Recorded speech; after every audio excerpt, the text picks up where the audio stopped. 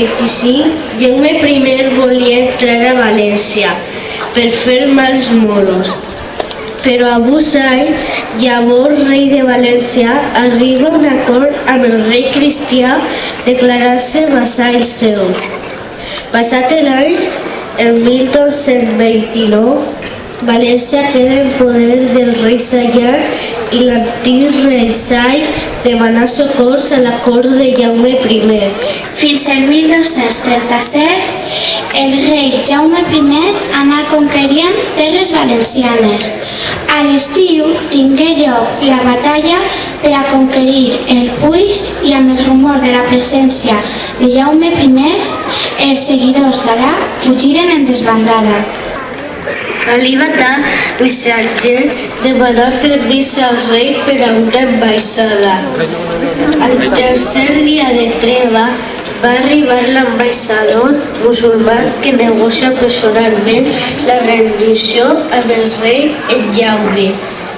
Nosaltres, en Jaume I, per la gràcia de Déu, rei d'Aragó i del regne de Mallorca, comte de Barcelona i d'Urgell i senyor de Montpeller, prometem a vos, rei Salla, net del rei Llop i fill de Morofet, que tots els moros, així homes com dones que volgueren eixir de València, vagin estar segurs amb les seues armes i tota la seua hisenda poble que volgueren emportar-se amb ací.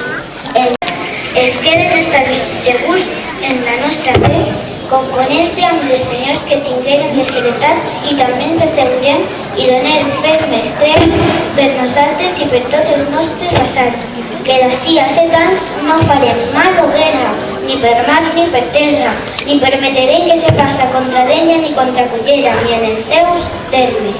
I entenderem això quan foren nosaltres si poguérem en bona fe. Rei Sallà, promès a vos, el Jaume, per la gràcia de Déu, rei d'Aragó, que us entregaré i donaré dins de 20 dies tots els castells i viles que hi ha i tinc d'aquesta part del Xúquer. Llevats i reservats els 2 castells de Dénia i Cullera. El 29 de setembre retjava la torre d'Alí Bufat el penó de la conquesta, la senyera reial. I el dissabte 9 d'octubre de 1238 el rei Jaume I hi va entrar a València, segons les capitulacions. Los jóvenes de Arrambla, el reyal de la torre. Cuando viéndose señeras en la torre, descabalgando el cabal, entre sangres bensolent, implorant de los Jesús, besant la terra per la gran mercè que Déu us havia fet. Que València era nostra!